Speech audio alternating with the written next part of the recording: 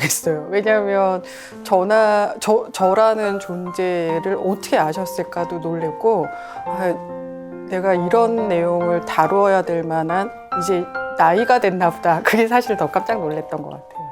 저는 감사했어요. 왜냐하면 너무 정신없이 살았던 시간들이었는데 저도 모르게 또 그 시간들을 좀 약간 정리하는 시간이 돼서 저한테는 소중했던 시간이었던 것 같습니다.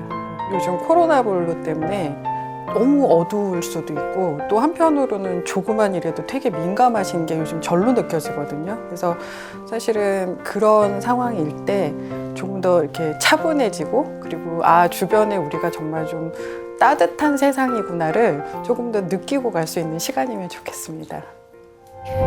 저는 생사가 오고 가는 위기 환자와 가족에게 저를 소개하는 일을 하고 있습니다. 상대방이 저를 궁금해하지 않을 때에도 혹은 저에게 화를 내거나 냉대를 할 때에도 저는 조심스레 다가가 말을 건네는데요. 특별한 것은 저는 제 이름을 먼저 소개하지 않아요. 상대방이 어떤 심정인지 저는 알고 있거든요. 현재 상황에 대해 공감을 하고 위로의 말을 건네게 됩니다. 그런 다음에 제 소개를 합니다. 어느 분 보호자 되시냐라고 확인을 한 뒤에 제가 하는 일을 말씀드려요. 저는 매 순간 각기 다른 슬픔을 마주하는 일을 하고 있습니다. 그렇기 때문에 어떤 슬픔에도 저는 의연하게 대처해야 하는 일을 하는데요. 아무런 말을 하지 않고 하염없이 눈물을 흘리시는 분에게는 마음껏 우실 수 있는 시간과 침묵에 위로를 건네드리고요. 또 부정하고 싶은 현실에 여러 차례 묻고 또 물으시는 분들에게는 다시 상황에 맞춰 설명을 해드려요. 슬픔을 상쇄할 수만 있다면 그 어떤 방법으로도 총동원할 수 있습니다. 그게 제 일이니까요. 개인적으로 저는 사람들 앞에 나서지 않고 익숙한 사람들과의 만남만을 좋아하는 스타일이었는데 이 일을 시작하면서 조금씩 바뀌어 가려고 노력했던 것 같아요. 그 덕분에 시간이 갈수록 어떤 분위기에도 잘 융화가 되는 편이었던 것 같습니다. 마치 이 클레이처럼요. 제가 흰색이었다가도 검은색을 만나면 저는 그 색에 섞여서 또 다른 저의 모습으로 만들어지기도 하고요. 제가 동그란 모양이었다가도 네모난 상황에 맞추어져야만 하면 제 형태를 바꾸기도 했습니다. 어떻게 모든 상황에 물들 수 있었냐고요? 혹시 억지스럽게 제가 힘든 사회생활을 한 건 아니냐고요? 저를 바꿔서라도 하고 싶었던 또 해야 했던 일로 인해 그 안에서 보람과 삶을 배우며 감동받았던 일들이 오히려 저로 하여금 29년이 넘게 일을 하도록 하는 원동력이 되고 있습니다. 안녕하세요. 저는 서울성모병원 장기이식센터 김영숙 간호사입니다.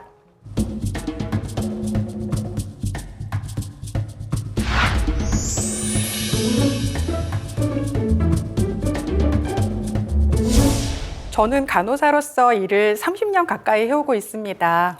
어떤 간호 파트든 쉬운 일은 없는데요.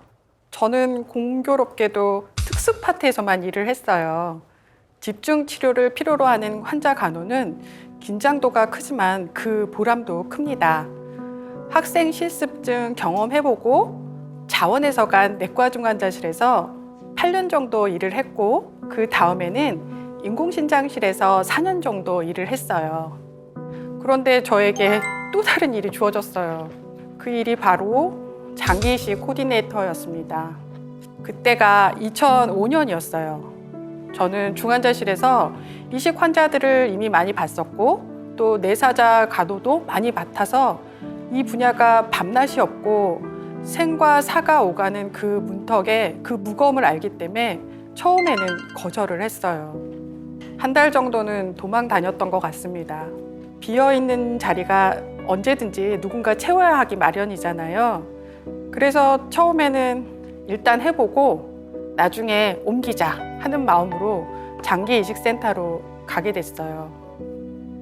초반에는 그만둔다는 말을 입에 달고 살았어요. 이 일만 하고 세팅하고 가자. 딱 1년만 버티자.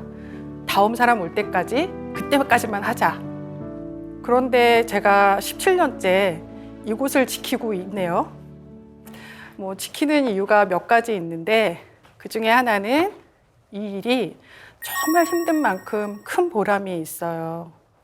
제가 의술을 펼치지는 않아도 저로 인해 꺼져가는 한 생명이 다른 생명을 살리는 생명 나눔을 할 수 있도록 돕는 가장 접점에 있는 거잖아요.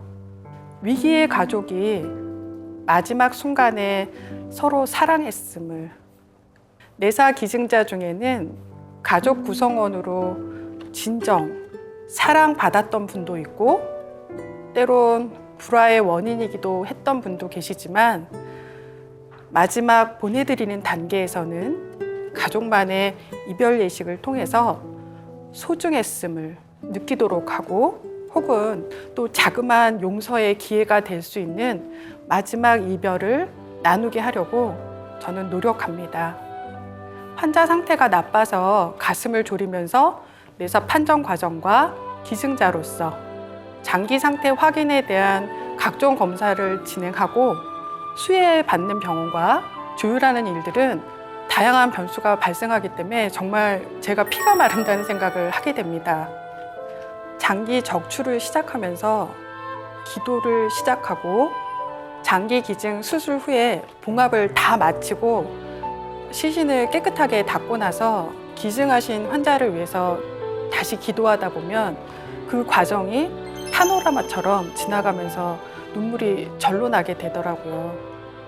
제가 기증자의 가족으로 직접 경험을 하지는 않지만 타인의 삶을 통해 저를 돌아보는 시간이 되기도 해요. 기증자와 그 가족을 통해서요. 그렇지만 현실적으로는 우스운 소리로 장기이식 코디네이터를 3D 업무라고 하는데요. 언제 뇌사자가 발생할 수도 있고 우리 병원의 이식 대기자가 수혜될지 모르기 때문에 365일 응급에 대기하고 있어야 해요. 그래서 저희 스스로 애니콜이라고 하는 분들이 많아요. 어느 시간이든 어느 곳에서이든지 전화 한 통이 상담의 시작이며 이식 환자 준비를 하고 적출 현장으로 이동하며 즉각 반응하게 되는 그런 애니콜이죠. 개인의 삶을 많이 희생해야 하는 분야라서 사실 많은 분들이 초반에 더욱 힘들어 하세요. 그 보람을 알게 되면 힘들어서 안 한다고 하면서도 또 그 일을 하고 있는 자신을 발견하게 되는데 사실 그 감동을 알기 전에 떠나가게 되는 이유가 좀 많이 있는 거죠. 또 환자와 보호자 상담에서는 좀 섬세한 상담 기술이 필요하고 응급적인 환자 상태에 대한 파악을 빠르게 해야 되고 이에 대처를 해야 돼서 저희가 엑스퍼트, 즉 전문가라는 말을 많이 하는데요. 저희가 이 일을 시작할 때는 누구나 비기너, 즉 초보자라고 하는 시간으로 시작하죠. 실수를 인정할 수밖에 없는 초보자 시절이 있어야 하지만 실수가 잘못하면 환자의 생명과 연관이 되기 때문에 그 스트레스가 생각보다 많이 심하죠. 저는 장기이식 코디네이터를 병원 업무에서 풍차가 이렇게 돌아갈 때 중심 원추라고 생각을 해요. 한 명의 내사자가 기증을 하기까지에는 내과, 외과, 마취과, 진단검사하는 의학과, 영상의학과 등 수많은 의사 선생님들이 협력해서 진료를 하게 됩니다. 그 외에도 보험팀, 사회사업팀, 원목팀, 앰뷸런스 기사님까지 저마다의 역할이 있고 수술실, 중환자실, 응급실, 이식병동, 검사실도 응급으로 진행돼야 되는 이식 환자로 인해서 모든 선생님들이 항상 유기적인 관계로 빠르게 진행될 수 있도록 움직여야 합니다. 어느 한 부분 실수가 나면 안 되기 때문에 늘 긴밀한 조력이 이루어져야 하는 업무인데 중심에서 전체적으로 조율을 하다 보니 저의 업무는 좋은 소리보다는 항상 욕먹을 일이 더 많아요. 근데 안 되면 대기하라 뭐 이런 말들은 군대에만 있는 게 아닌 것 같아요.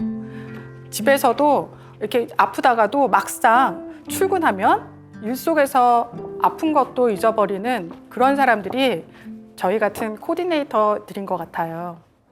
예전에는 이 일을 저와 제 선배 선생님 한 분과 둘이서만 일을 했어요.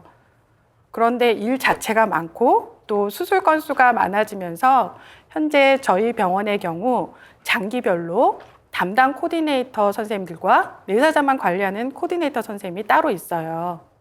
팀장님과 7명의 선생님들이 새로운 생명에 사랑의 꽃씨를 뿌리기 위해서 밤낮 없이 일에 매진하고 있습니다.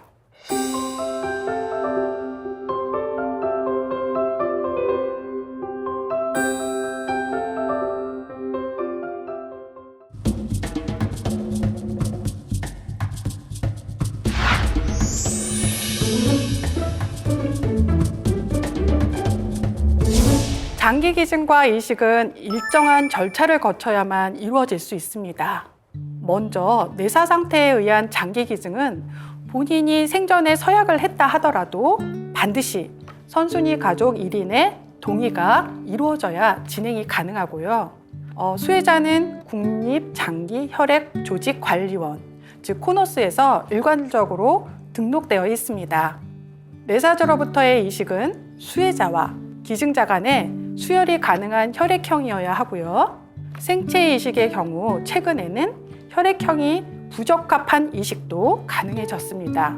심장, 폐장, 소장, 간은 장기별 응급도를 우선으로 하고 신장과 췌장은 유전학적 검사 결과를 바탕으로 해서 대기 기간 등 각종 요인을 점수화한 기준으로 수혜 순서를 정합니다. 그런데 기증을 기다리는 가족들에게는 내 가족이 가장 급하고 또 간절한 상황이거든요. 그래서 기증을 기다리는 환자분들 그리고 가족분들은 정말 간절하게 기다리십니다. 제가 10수년째 장기이식센터에 있지만 정말 단 한 번도 같은 상황, 순간이 없었던 것 같아요.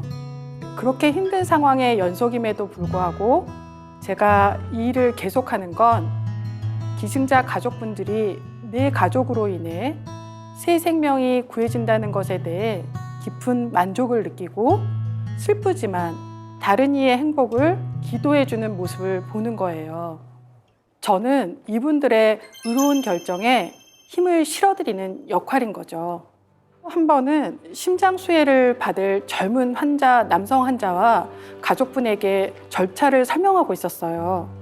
오랜 투병과 막연한 기다림 끝에 이식을 밟게 될 상황이라 저는 너무 기뻐하실 줄만 알았거든요. 그런데 어머님이 갑자기 펑펑 우시는 거예요. 저는 제가 설명을 뭘 잘못한 줄 알고 당황하고 있었는데 어머님이 그러시더라고요. 오늘 우리 아들 살리려고 다른 귀한 집 아들이 죽는다고 생각하니까 가슴이 너무 아프다고요. 그 순간 제 가슴에 뜨겁고 뭉클하고 그 무엇인가가 느껴지면서 그 기증자분이 참 행복한 분이라는 생각이 들었습니다. 기증자를 위해서 울어주시고 그런 분들은 미사라든지 예배를 드린다든지 49제와 같이 자신이 믿는 종교의 방식으로 감사를 표합니다. 기증자의 가족을 위해서도요.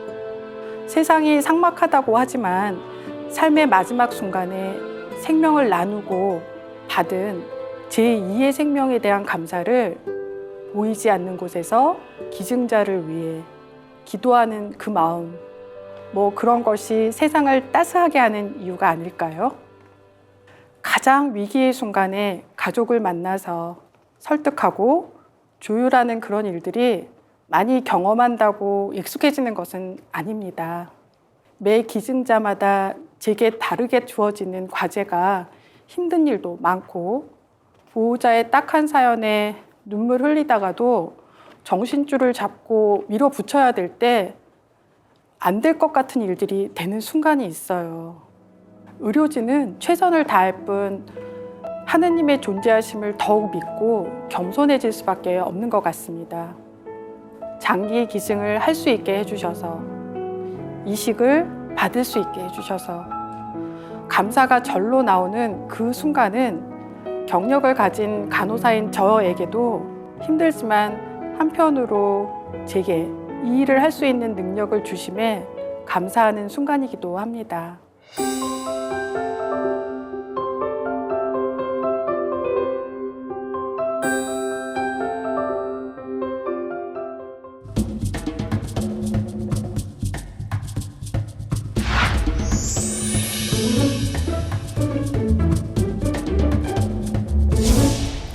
정말 쉴 틈 없이 달려왔습니다.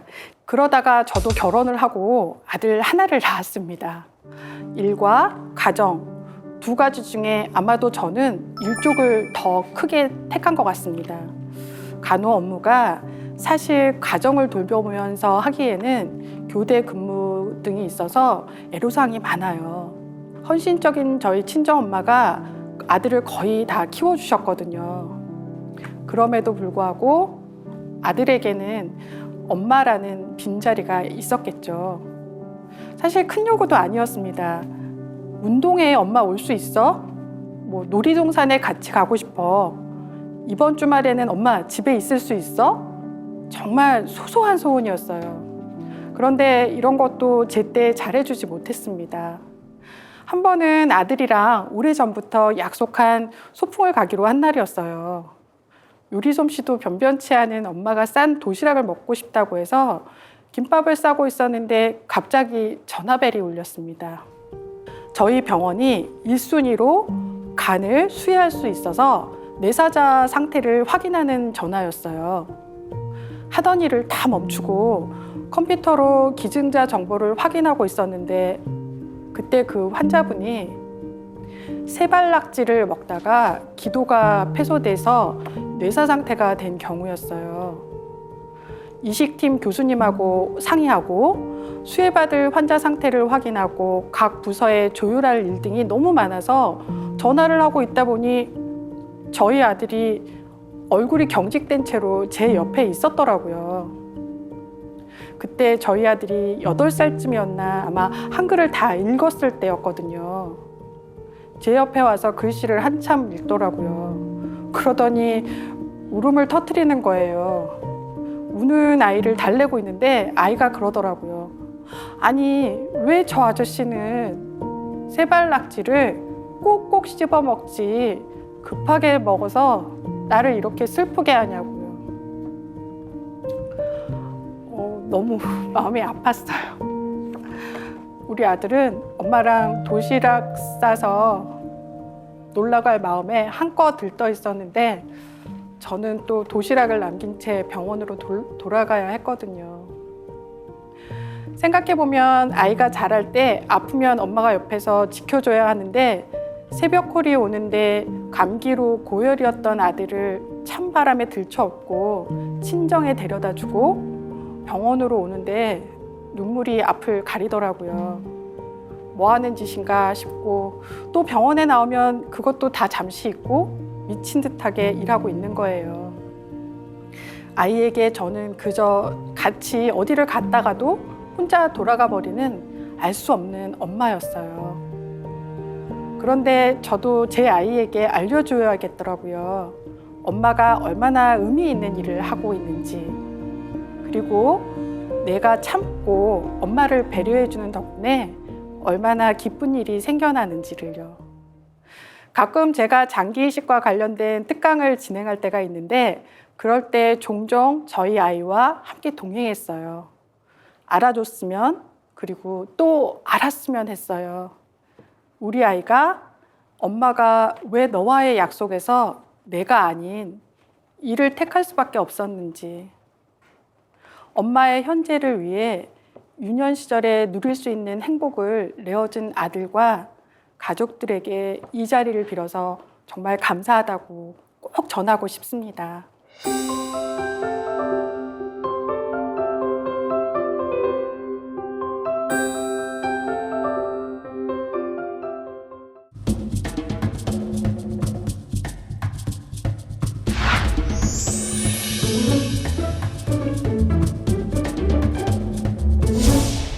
저희 이야기를 들으신 후에 그래서 장기기증 어떻게 하는 거야?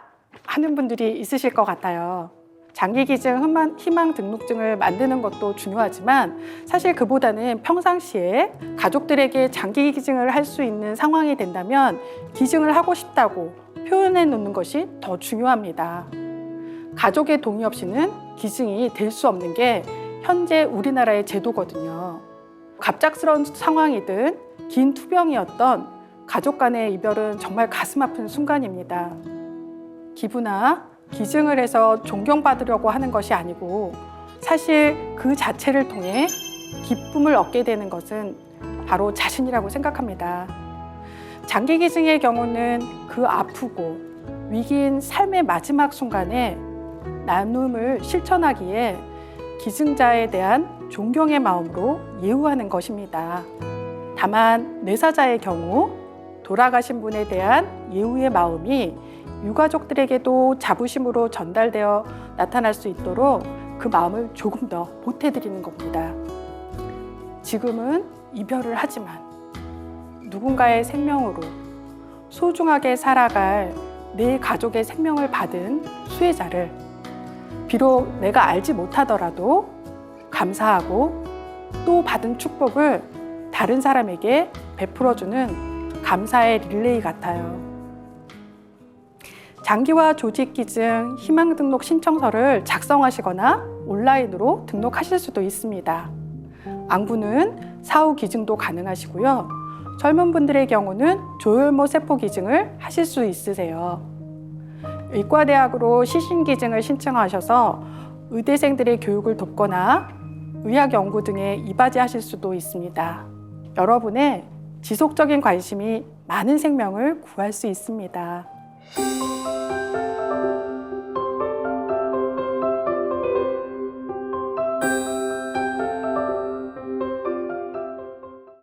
무엇이 저를 여기로 이끌어서 이렇게 해내고 있는 건가 하는 생각을 해봤습니다. 환타라고 해서 제 근무 때마다 환자 상태가 위급하고 중증 환자가 많고 일복이 많아서 남들 안 하는 일을 경험했던 간호사로서의 초반의 그 힘듦이 지금 와서 보니 무슨 일이든 하면 되겠지 하게 되고 또 실제로 이 일을 통해서 저도 모르는 저의 능력치를 끌어냅니다. 많은 환자분들을 간호했던 저의 경험이 있었기 때문에 매번 마주하는 변수의 연속을 이겨내고 또 버텨냈던 게 아닌가 싶습니다. 힘든 만큼 더 크게 오는 보람과 감동이 저를 이곳에 머무르게 했습니다. 누구에게나 삶의 십자가가 있더라고요. 왜 나에게 이런 일이? 이런 생각은 사람이라면 누구나 한 번쯤은 해보셨으리라 생각합니다. 그러나 반드시 어둠의 끝은 있고 길었던 터널이 지나면 밝은 빛이 보이는 그 끝의 시점이 나옵니다.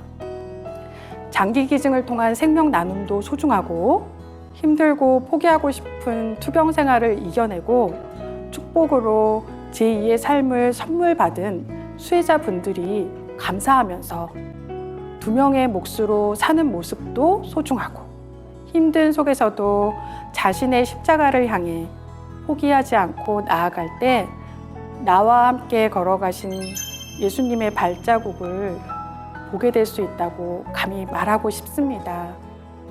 나보다 나를 더 사랑하시는 그분의 뜻을요. 29년 동안 간호사로 일하면서 저는 힘든 때도 있었지만 좋은 일도 있었고 감사한 일도 많았고 또 분에 넘치는 자리도 있었습니다.